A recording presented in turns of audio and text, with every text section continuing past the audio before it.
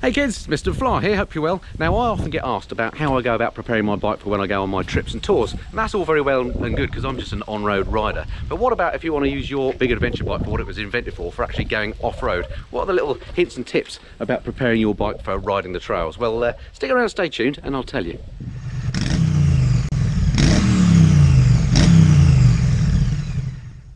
Right, so I say I'm going to tell you how to set the bikes up. That's not quite true. I thought we'd best leave it to the experts. You've met him before. This is Lyndon of Toro Adventure. Hello, Lyndon. Thanks for having us along again. No problem. And thanks for showing us about how you set your bikes up. I've had lots of questions about this. So how do you go about setting up the bike then? Okay, well we've got two concepts that we run. One is a road drive bike, and one is prepared for our off-road tours. Largely Morocco, but we do a few in Spain and Portugal. The whole fleet's going to move over to the 1250 HP variety. Lovely. So these will be the examples of, as people come, the options that they've got. So if we start with our road bike here, we're off to Morocco, so the tyres are ready for a Morocco tour, but we normally use for the road the Anarchy Adventure. And are they tyres that come as standard with the GS, or do you put those on? We choose these. Some they come with various tyres depending on where you buy the bike. Sure, yeah, mine certainly didn't come with those. Yeah. But we like this. Michelin have been very good to us. Really our favoured tyre for both this and the dirt bikes. And these have got a harder compound in the centre, haven't they, so they wear well? That's it. We found them very, very good for wear, very, very good on the road. And there is an element of off-road with the tread pattern that works very well. Slightly lower tyre pressure, and we do some of our on-off-road courses on these tyres. For a reason, because people, when they go on their bike, they're not going to come across a shale trail and go, okay, right, now I'll change the tyres and the tyre pressures and everything. Yeah. So we like to teach people, saying you're on your normal bike, this is how you ride it off-road, and they're very capable, not for the full desert or the rocky things, but for the general use, very, very good tyre. We're liking them, particularly the wear, because of the dual compound. And if you are doing the heavy off-road stuff in the desert, then you go to these tyres, do you? Which are what? We, at the moment, we're set up with a Haydenauer C60 Scout.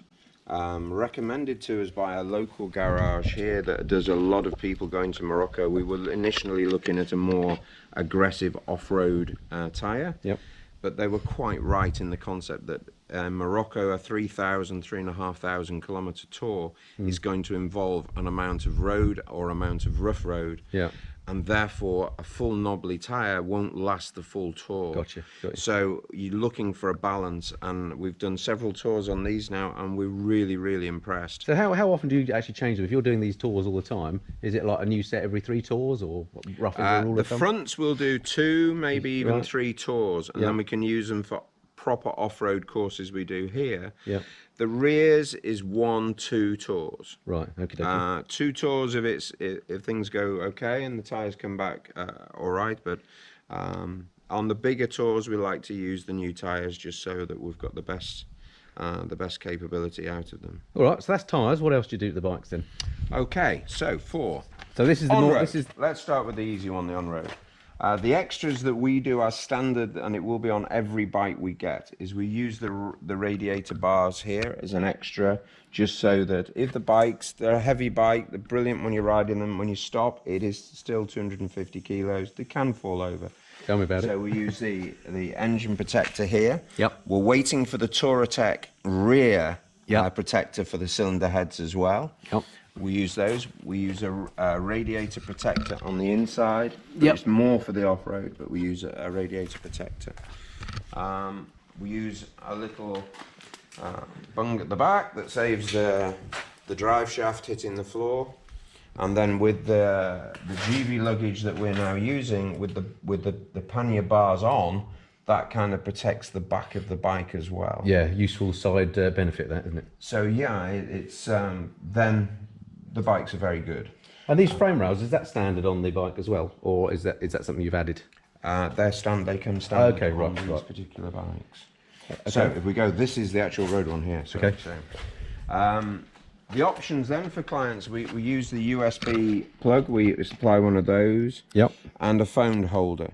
On the off-road, it's just not worth it. I've not found one yet that can hold a phone, that much. And for 2 seconds to unzip a pocket on something, I'd sooner to keep the phone off. But for the road, it's a nice addition so that people can see it. And you've got this little shade here as well? We use the shades on both. Right. Spain, it's sunny. Yeah. So we use the shades on both. We find that quite well, and then we protect the screens. These with a little plastic screen.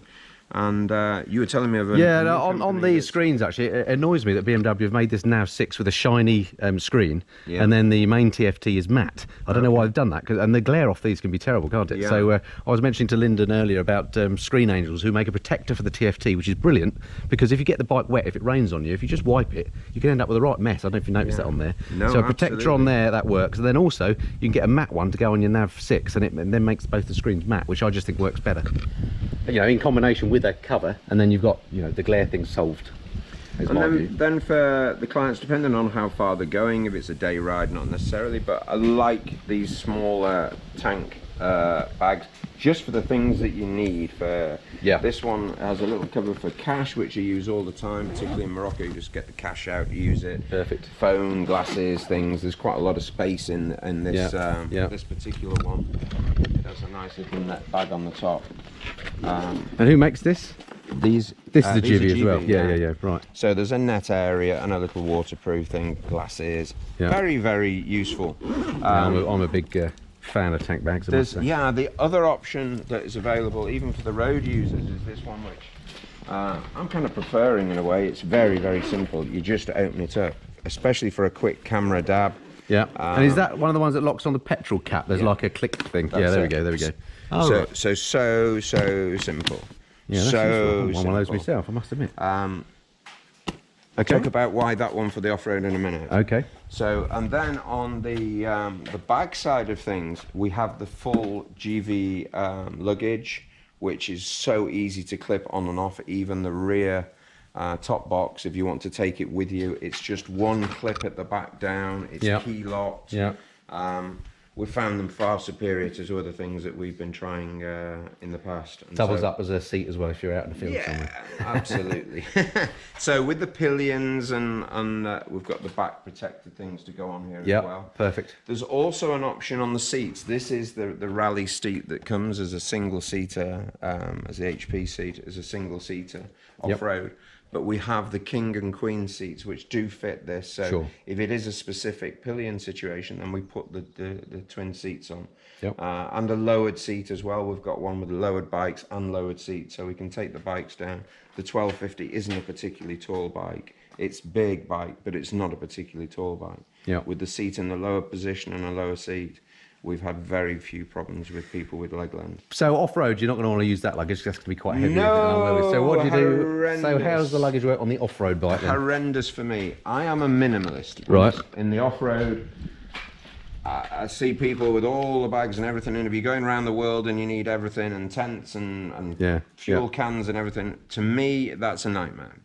I don't want to do that. And we do big tours around Morocco, so it's not that we're doing an easy version. This is across the deserts, across the mountains. So lightness is key as then. much off-road as you can. Light is great. And the things that you actually need is one of the biggest things I'd say to someone when you do these trips. What do you actually need? You don't need the kitchen sink and all the tools that aren't applicable to the bike and all the 15 changes of clothing, because it's just not. So for me, on these tours, we try and keep people as simple as possible. So very much soft luggage then, for weight reasons, presumably. Yeah, the main bag, this one's an Endurostan, a Swiss-made one, very high quality, waterproof. Yeah, I've never heard of those actually, but it looks really nice. Very, very good. Similar sort of quality. Krieg, absolutely brilliant. Toro do similar bags, GV do similar bags. This is just one that I find particularly. The only snag with this actual one is there's no shoulder strap. So so you can't carry it off the bike. I'm using a shoulder strap from something else. It's just something when I opened it up, it wasn't there. And then this little tail pack is something that a lot of people have commented when I've been riding your bikes on the previous videos. Often people say, what is that bag? And I didn't know. So this is an Endurostan as well, a Swiss make, you say? Yeah, they call it the tail tidy. It's a little ace. Because it's fixed to the bike. We don't take these off. So I use this for the heavy things that I want to carry that I'm not that bothered about in terms of... The arm's getting tired. Let's move the camera again. In terms of moving your bag to base, this I use the tools, first aid kit, things that I need I might need quickly, the tyre repair kits and things, I might need quickly, but it's not critical for me to take round or ever. And it keeps it's solid. You can put a little padlock across the two things if you want to do your stock I'll say some security there as well. In case anybody does, a little net bag to put a bottle or whatever. But for me, the other big advantage to this is because any form of top box in the off-road, we find will vibrate and break. Oh, okay. It's almost, maybe people say, I've done it, the ones we've tried, so I want to try and eliminate that. I'm trying to mend things in a desert, it's not good. You want to be as minimal as you can. This, lovely because it rolls, it's the roll technique, keeps it all waterproof.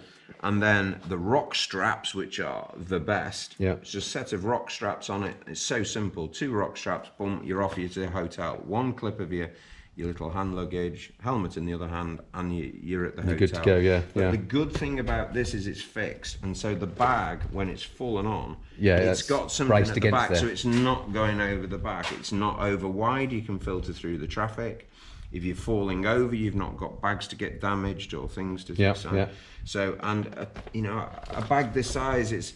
And for me, it's the waterproofness thing is good, but the lightness is key. I mean, if you drop the bike laden with panniers on, although it doesn't fall as far, it's a pain to pick up. Absolutely. And filtering, there's a lot These you can take off, of course, and then pick the bike up. Filtering, there's a lot of places in Morocco. Last time we went, the end of Ramadan, there was a lot of cars in different places. And just to get through, you've got your panniers, and then you talk to your friend, they go, I just want to try and make it as simple as possible. Real. And you've been doing this now for a while, haven't you? So I mean, this isn't just a wish list. This is 60, 70 trips to Morocco in total, and then the last 2 years on the bigger bikes. And this is my favoured top box for the off-road. Camera easy. We're looking at the bags for the bars, both for the on-road and the off-road. Oh, there we go. This is what always happens when you're a professional.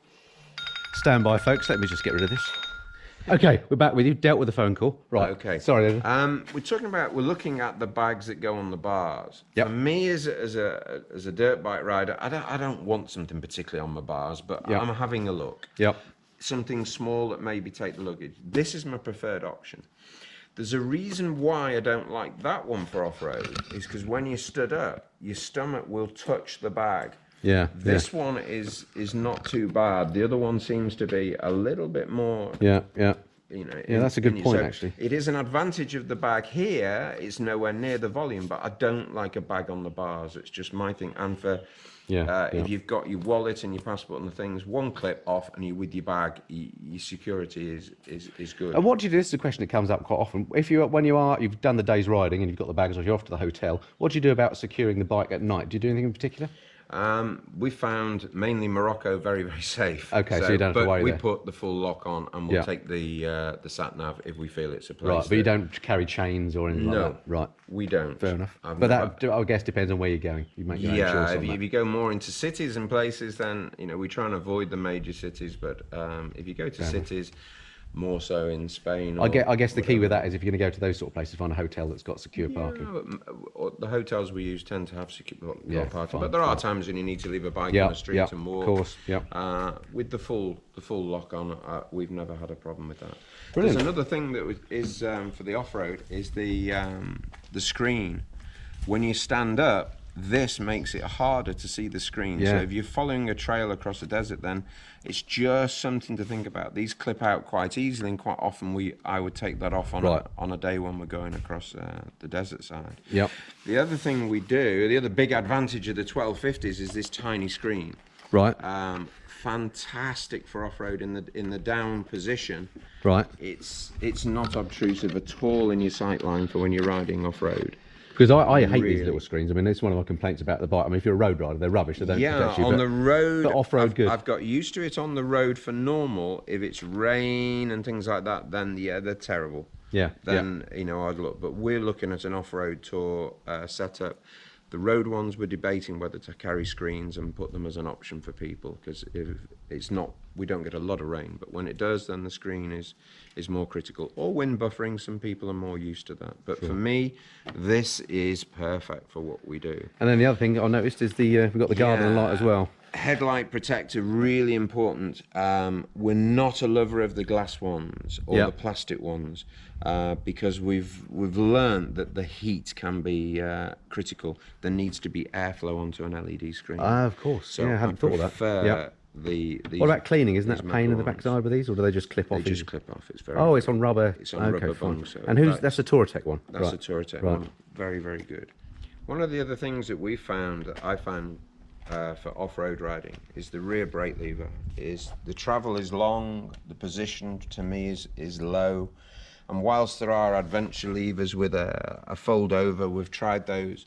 We're just waiting for Touratech to send us some bespoke levers that you can alter forwards and backwards and up and down. Right. And for me, when it's in an Enduro Pro position, the bike and on the selection, the rear brake, then it turns it into more like a dirt bike, and the rear brake is really, really important to me in that situation. And in the current situation with an Enduro boot on, it's a long way down to try and get that feeling. So we're going to try. We've found the highest lever that is made, and the Touratech one seems to be very, very good. They're not cheap, but they're very, very good. And for me on the off-road, that's a big plus. The other thing is that we do on the off-road is that you can alter the bar angle. The way the BMW do the bars is very clever, because you can rotate them and then they rise as well. Yeah. So for the off-road, this is in a road position at the moment, we would rotate the bars. Right, and then you have to rotate this a lot as well. Then that's very important for a couple of reasons. One that we've come across on the normal rally with the bigger screen is that if you rotate the bars up and then you push this across, this will hit the screen. Okay. And we had one screen break, we think, because of that, the constant touching the screen. So another advantage of the small screen, if you're going to rotate the bars up, but it's not critical, but just something to be aware of. If you rotate the bars, make sure that the mirror doesn't go straight into the screen. But then you find your appropriate level of height and where you're comfortable for compromise of road riding, and alter the levers, because obviously you rise them. So is there any difficulty when you're altering the instruments here? Is there any little lugs or anything that you have to worry about? Or it's a little bit finicky, but it's not. Right, it's doable. It's not a showstopper. And the other one is these Vital. We have a USB. Yeah. The USB can go straight into the bags.